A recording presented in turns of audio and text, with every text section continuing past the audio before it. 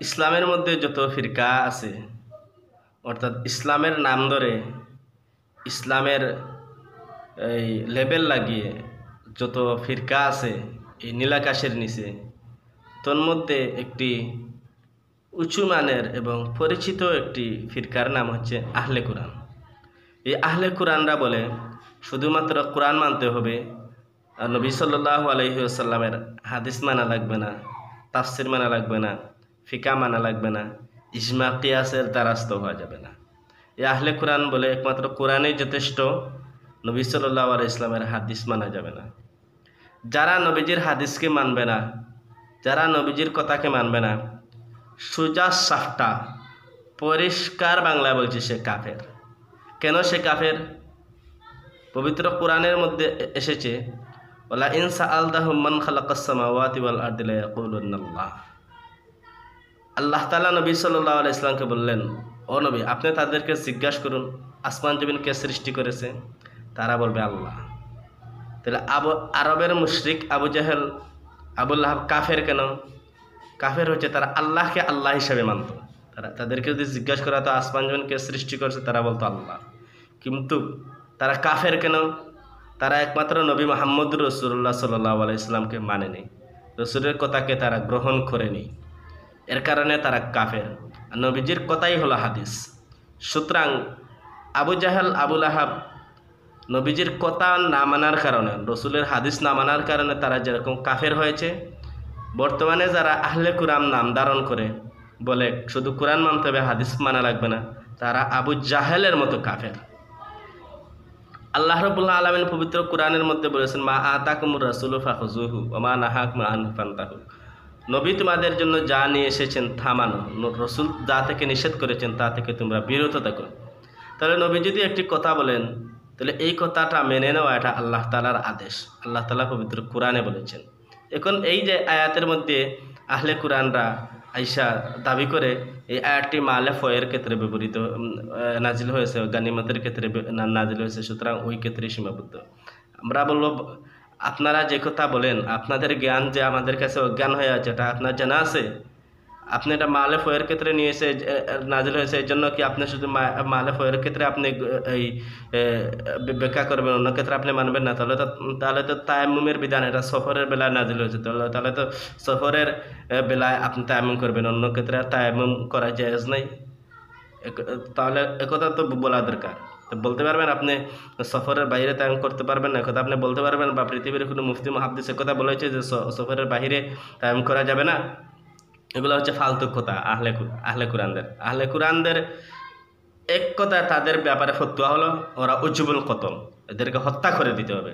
এরা নবীজির নামে যা তা বলে, নবীজির ব্যাপারে রসুলের হাদিসকে, বুখারী, মুসলিম, তিরমিজি এই সমস্ত কিতাবকে নিয়ে যা কটাক্ষ করে, ইমাম বুখারীকে যা নিয়ে কটাক্ষ করে, ইমাম মুসলিম তিরমিজিকে নিয়ে যা কটাক্ষ করে, এরা উজবুল কতল, এরা হত্যার যোগ্য। এই সমস্ত প্রাণী আহলে কোরআনেরা এমন প্রাণী, তারা হালাল প্রাণী, এদের রক্ত হালাল, এদেরকে হত্যা করা জায়েজ আছে। আমি বলছি, কে দেখে আমার কথায় চ্যালেঞ্জ করে? আমি বলছি আহলে কোরআন যতটা আছে হলডু উজ্জুবুল কতল। এই বলেন কে, জাকারিয়া কামাল আর সজল রুশান, রিজওয়ান মাহমুদ খান, এবারে আক্কাস আলী আর আবু সাইদ, যতটা আছে সবাই গুমরা, সবাই পথভ্রষ্ট। আপনারা তো বলেন আহলে কোরআন বলে পবিত্র কোরআনই যথেষ্ট, কোরআনের মধ্যে যা কিছু আছে তাই যথেষ্ট, কোরআনের মধ্যে যা আছে তাই যথেষ্ট, ঠিক আছে, তবে কথাটি ব্যাখ্যা সাপেক্ষ। পবিত্র কোরআনের মধ্যে এসেছে, পবিত্র কোরআনের মধ্যে প্রথমত কথা হলো সব কিছু ইজমালিভাবে আছে, তবে সব কিছু এই তফসিলিভাবে বিস্তারিতভাবে নাই। পবিত্র কোরআন হচ্ছে শিরোনাম দাহ্য ঠিক করে দিয়েছে। পবিত্র কোরআন থেকে বের করতে হবে অন্য জিনিস, সেটা আলোকে হাদিসের সাহায্য নিয়ে, তফসিরের সাহায্য নিয়ে কোরআন থেকে বের করতে হবে। যেমন পবিত্র কোরআনের মধ্যে এসেছে আকিমুস সালাহ, নামাজ কায়েম করো। তখন নামাজ কিভাবে কায়েম করবে, নামাজ কি, নামাজ কাকে বলে, কিভাবে কায়েম করবে, কয় রাকাত কায়েম করবে, কোন সময় কায়েম করবে, এটা তো সময় নির্ধারিত না। জুহরের নামাজ কয় রাকাত, এটা কি কোরআনে আছে? ফজরের নামাজ কয় রাকাত, এটা কি কোরআনে আছে? আজান দিতে হবে নামাজের পূর্বে, এটা কি কোরআনে আছে? নামাজের পূর্বে ইকামত দিতে হবে, এটা কি কোরআনে আছে? এখন এই সমস্ত আহলে কোরআনরা বলে এখানে কোরআন বলতে এই যে নামাজ বলতে কোরআনের নিরবচ্ছিন্ন অনুসরণ। এরা নামাজ নাই এরকম ডাইরেক্ট বলতে পারে না, কারণ জানে এরকম বললে পিঠের চামড়া থাকবে না। এই জন্য ঘুরে ঘুরে পেঁচায় বলতে এখানে বলে যে নামাজ বলতে সলাৎ বলতে যা বোঝানো হয়েছে তা আল্লাহ বলতে চেয়েছেন যে কোরআনের নিরবচ্ছিন্ন অনুসরণ। তাহলে কোরআনের নিরবচ্ছিন্ন অনুসরণ, তাহলে আল্লাহ যে বলছেন ইজা কুমতুম ইলা সলাতি ফাগসিলু উজুহাকুম ওয়া আইদিয়াকুম ইলাল মারাফিকি ওয়ামসাহু বিরুউসিকুম ওয়া আরজুলাকুম ইলাল কাবাইন। তোমরা সলাতের পূর্বে তোমরা হাত পাও মুখমণ্ডল এবং মাথা মাসা করে নাও, হাত পাও ধৌত করে নাও। দেখি কোরআনের নিরবচ্ছিন্ন অনুসরণের করার পূর্বে কি হাত পা ধৌত করতে হবে? এমন বিধান কে প্রণয়ন করেছে? কোনো মুফাসসির প্রণয়ন করেছে? এগুলা ফালতু। তো এখানে সলাতের অর্থ নামাজ নিতে হবে, নির্দিষ্ট একটি পদ্ধতি কাইফিয়ার একটি বিধান দেহ এবং মন উভয়ের মাধ্যমে পালন করাটাকে আপনি সলাত নিতে হবে। যাই হোক, এরপরে পবিত্র কোরআনের মধ্যে এসেছে ও আতুজ জাকাত প্রদান করে। জাকাত কতটুকু মাল হলে কতটুকু অংশ খাদেরকে দিতে হবে, এটাকে এবং কত সময় অতিক্রম হওয়ার পরে কাকে দিতে হবে, কতটুকু দিতে হবে, এটা কি কোরআনে আছে? কোরআনে তো শুধুমাত্র বলা হয়েছে জাকাত প্রদান করো। তাহলে এটা হাদিসের সাহায্য ছাড়া এটার ব্যাখ্যা আপনি কিভাবে করবেন? আহলে কোরআনদের কাছে প্রশ্ন থাকলো। এরপরে বলা হয়েছে আল্লাহ রাব্বুল আলামিন পবিত্র কোরআনের মধ্যে বলেছেন বনী নজির গোত্রের ব্যাপারে ওমা কাতাতুম মিন লিনাতিন, এরপরে আয়াতের শেষের দিকে আল্লাহ বলেছেন ওয়া আলা উসুলি ফাবি ইজনিল্লাহ। আপনি যে বনী নজির গোত্রের যে গাছপালা আপনি যে কেটে দিয়েছিলেন, এটা আল্লাহ তাআলার আদেশেই কেটে দিয়েছিলেন আপনি। কারণ যে নবী যেন কাটলেন আল্লাহ তাআলার আদেশে, আল্লাহ বলছেন আল্লাহ তাআলা আদেশেই কেটেছেন। তাহলে ওই আদেশটা কোথায়? পবিত্র কোরআনে আছে।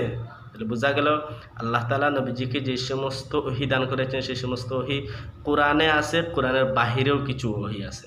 বাহিরে কোন ওহী আদেশ দিয়েছিলেন বনী নজির গোত্রের গাছপালা কেটে দেওয়ার জন্য, ওই আদেশটা এই যে ওহীটা এটা কোরআনের বাহিরে আছে। এই জন্য আমরা বলি ওহী দুই প্রকার, ওহী মাতলু আর একটা হচ্ছে ওহী গায়রে মাতলু। মোহাম্মদ হরগিজ না গুফতা তা না গুফতা জিব্রাইল হরগিজ না গুফতা তা না গুফতা রাব্বুল জালিল। নবী সাল্লাল্লাহু আলাইহি ওয়াসাল্লাম তো সাহাবায়ে কেরামকে ততক্ষণ পর্যন্ত বলতেন না যতক্ষণ না জিব্রাইল রাসূলকে বলতো। জিব্রাইল রাসূলকে ততক্ষণ পর্যন্ত বলতেন না যতক্ষণ না আল্লাহ জিব্রাইলকে বলতেন। অর্থাৎ একটি কাজ রাসূল ততক্ষণ পর্যন্ত করেন না যতক্ষণ পর্যন্ত আল্লাহ তাআলা জিব্রাইলকে আদেশ না দেন এবং জিব্রাইল এসে সেটা রাসূলকে না বলে।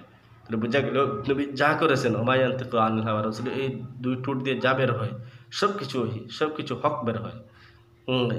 এক সাহাবী বললেন রসুলের সব কিছু কি আমরা লিখতে হবে, মানতে হবে? তিনি তো রাগ গুসা করে তো বলেন অনেক কিছু।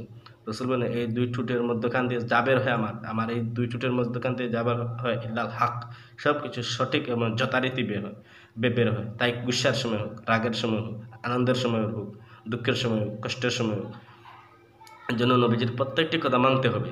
এই যে ধরেন আপনি রসুলের হাদিস মানলেন না, তাহলে আপনি এই আল্লাহ তাহলে আল্লাহ নবীকে কেন প্রেরণ করলেন? রসুলের কথা যদি মানা লাগবে না? রসুলের কথাই তো হাদিস। রসুলের হাদিস যদি মানা না লাগে তাহলে আল্লাহ কেন নবীকে প্রেরণ করলেন? আল্লাহ তো কোরআন নাজিল করে তো দিতে পারতেন, তো জিব্রাইলকে বলে দিতে পারতেন যে যাও ওই কোরআনটা বাইতুল্লাহর ছাদের উপরে, বাইতুল মুকাদ্দাসের ছাদের উপরে রেখে আসো। আর এরপরে সব মানুষকে আল্লাহ তাআলা স্বপ্ন দেখিয়ে দিতে তো পারতেন যে ওই জায়গায় বিধিবিধান আমি দিয়ে রেখেছি জিবরাইলের মাধ্যমে, ওগুলা পড়ে তোমরা সব জান্নাতি মানুষ বনে যাও। তো পারতেন, আল্লাহ পারতেন। কিন্তু রসুলের কথা যদি মানা নাই লাগে তাহলে কেন আল্লাহ রসুলকে প্রেরণ করলেন? অতীতে এমনও তো রসুল প্রেরিত হয়েছেন আমাদের নবীর আগে, ঈসা নবীর আগে, যাকে সহিহ দেওয়া হয়নি, কিতাবও দেওয়া হয়নি, রিসালাতও দেওয়া হয়নি, কোনো কিতাবও দেওয়া হয়নি। ওই সমস্ত নবীরা কিসের মাধ্যমে হেদায়েত করেছেন উম্মতকে? কিসের মাধ্যমে হেদায়েত করেছেন? ওই নবীদের মুখের পবিত্র জবানের মাধ্যমে, মুখের পবিত্র জবানের কথার মাধ্যমে। বোঝা গেল নবীদের কথা মানতে হবে। হযরত ইসমাঈল আলাইহিস সালামকে ইব্রাহিম আলাইহিস সালাম কুরবানি দিতে চেয়েছিলেন। এটা কি পবিত্র কোরআন? এটা কি ডাইরেক্ট ইব্রাহিম আলাইহিস সালামের সহিফার উপর লেখা আছে যে আপনার ছেলেকে কুরবানি দেন? না, ইব্রাহিম আলাইহিস সালামকে ওনার কিতাবাদের বাহিরে, সুহুফে ইব্রাহিমের বাহিরে অর্থাৎ স্বপ্নের মাধ্যমে দেখিয়েছিলেন যে আপনি আপনার পুত্রকে কুরবানি করেন। বোঝা গেল নবীদের কথা মানতে হবে, এমনকি নবীজিরা যার দেখেন তার স্বপ্নও মানতে হবে, স্বপ্নটাও মানতে হবে। এর জন্য কথা হলো নবীদেরকে মানতে হবে, নবীদের কথা মানতে হবে। হাদিস শরীফ আনতে হবে। অবশ্যই হাদিসের জগতে জাল জয়ীফ বানোয়াট কথা অনেকে ঢুকিয়ে দিয়েছে, রসুলের নামে ছাড়িয়ে দিয়েছে। এই কারণে কি মিথ্যাগুলার অভিযোগে কি সহিগুলাকে আপনি বাতিল করে দিবেন? যা জাল জয়ীফ হয়েছে, বানোয়াট হয়েছে, ওগুলো তো চিহ্নিত করে দিয়েছেন উলামায়ে কেরাম। তাহলে কি আপনি সহিগুলা মানবেন না? শুধু এই মিথ্যাগুলা জাল বানোয়াটের অভিযোগে কি সহিগুলাকে আপনি ডিল করে ফেলবেন? না, তা হতে পারে, এটা জ্ঞানের কামনা। একটা হাদিস জাল হলে জালটা চিহ্নিত আছে, ওইটাই জাল বলা হয়েছে, অমুক কিতাবে অতটা হাদিস জাল আছে। জাল হাদিসের সংখ্যা, সহি হাদিসের সংখ্যা, হাসান হাদিসের সংখ্যা নির্ধারণ করা হয়েছে। এর জন্য বলবো আমরা হাদিস মানতে হবে। আমি চ্যালেঞ্জ করলাম আহলে কোরআনদেরকে, সজল রোশান যতটা আছে, এই তো সজল রোশান তো আব্দুল্লাহ বিন আব্দুর রাজ্জাকের সঙ্গে বসেছিল, নাকাসবানি খেয়েছে। হ্যাঁ, আর রিজওয়ান খান তো আমার সঙ্গে বাহাসের চ্যালেঞ্জ দিয়ে, এর বাহাসের সময়ের পূর্বে আমি তো প্রস্তুত ছিলাম যে সে বসবে আর খেলাটা হবে, কিন্তু বাহাসের পূর্বেই সে ফোন দিয়ে মাফ চেয়েছে, তো বসতে পারবে না আমার সঙ্গে। তখন আমি বলেছিলাম আহলে কোরআন এরা বিতু, একটা আহলে কোরআন এরা ক্যামেরার সামনে এসে কথা বলে না। সজল রোশান তো দেশের বাইরে, সে বলতে পারে, দেশের ভিতরে যতটা আছে ক্যামেরার সামনে এসে কথা বলে না। অনলি কোরআন রিচার্জ একটা আছে ইউটিউব চ্যানেল, এখানে সামনে এসে কথা বলে না, ক্যামেরা অন করে অফ করে কথা বলে। তোমরা কি রাজ্জাকার আহলে কোরআন? তোমরা কি সামনে আসো না? তোমরা কি এত বই পাও? তোমরা 71-এর রাজাকার না, 24-এর রাজাকার। এই জন্য আমি আবারও বলছি, আহলে কোরআনদের ইমান নাই। নবীজির কথাকে যে মানবে না তার ইমান নাই, সে বিমান।